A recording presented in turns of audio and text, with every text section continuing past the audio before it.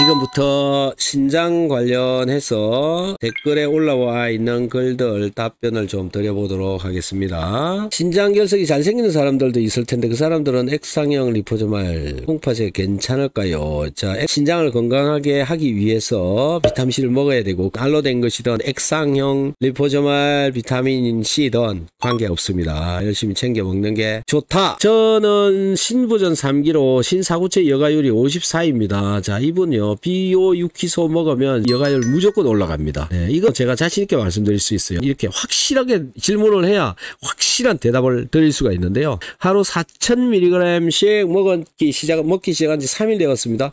신부전 3기로 한편으로 우려되어 지속적으로 하여도 좋을지 문의드립니다 라는 건데요. 비오6기소를 다 먹어야 됩니다. 다 먹으면 이 신장 여가율 무조건 올라간다 보시면 됩니다. 신장 결석이 생기는 문제, 이를 어떻게 피하나? 물을 많이 마시고 레몬을 많이 짜서 먹는다?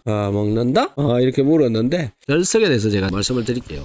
여러분들 몸속에 돌이 생긴다. 돌은 왜 생기느냐라는 겁니다. 뭐 간단합니다. 염전에서 소금 만들 때 보면 물을 자꾸 없애잖아요. 물을 없애면 알맹이가 돼서 나오죠. 그게 소금입니다. 우리 몸에서 마찬가지입니다. 돌이 생기는 곳, 결석이 생기는 곳, 신장도 있고 방광도 있고요. 그 다음에 담낭도 있습니다. 이 장기들의 공통적인 특징이 뭐냐면 물을 많이 가지고 있다라는 겁니다. 신장 물 많이 가지고 있죠. 방광 물을 담고 있는 주머니죠. 그 다음에 담낭 또 물을 담고 있는 곳이죠. 액체를 담고 있는 이곳에서 물이 사라진다, 물이 줄어든다, 그러면 쫄아들어 가지고 돌멩이가 만들어지는 겁니다. 수분이 감소해서 생기는 거다라는 거죠. 내가 물을 제대로 안 챙겨 먹기 때문에 물이 자꾸 빨려 들어가는 거죠. 내 몸속에 여기저기. 그렇게 생기는 대표적인 현상 변비입니다. 물이 부족하면 물을 자꾸 빨아가는 겁니다. 그래서 변비 있는 사람들 주로 물을 많이 챙겨 드시면 훨씬 더 괜찮아질 수 있죠. 물도 제대로 못 마시면 당연히 변비 오는 것이고요. 변비를 가지신 사람일수록 신장결석, 방광의 결석, 담낭의 결석 이런 게 생기기가 더 쉽다라는 겁니다. 결석이 생기는 근본적인 이유는 수분 부족이다. 그런데 수분이 부족하다고 해서 물만 자꾸 먹으면 물이 어디로 빠져나가 버리냐면 신장에서 빠져나가 버립니다. 물만 먹으면. 그래서 물이 잘 못 빠져나가도록 물을 내 몸에 보관을 시켜 놓기 위해서, 붙잡아 놓기 위해서 필요한 것이 뭐냐면 미네랄이다. 소금, 칼륨 이런 것들. 그런 것이 내 몸에 잘 존재를 하면 수분을 잘 붙잡아 놓을 수가 있다.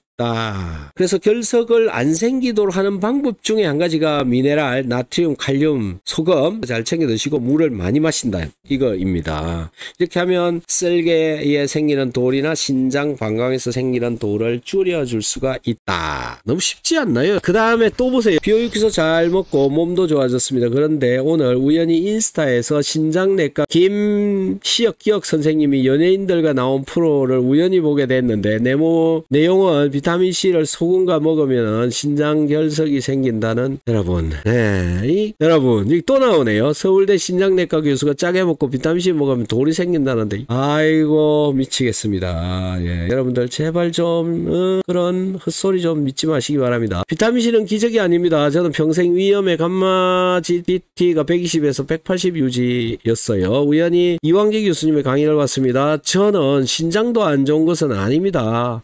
평소 뭘 먹어도 몸이 안 좋으니 흡수도 다 잘 되니 어차피 비타민C 많이 먹어봤자 다 싸버릴지 알고 처음엔 하루 3번, 그 다음 2알씩 3번 먹으니 설사 삐리삐리 원래 설사 변비 오가고 방귀 냄새 심함 그랬던 분이 라는 거죠. 4년째 복용 중 지금은 그냥 밥 먹든 안 먹든 생각날 때 맘대로 먹어요. 하루 1000ml 곱하기 5 최대 하루 1000ml 곱하기 8 먹는데요.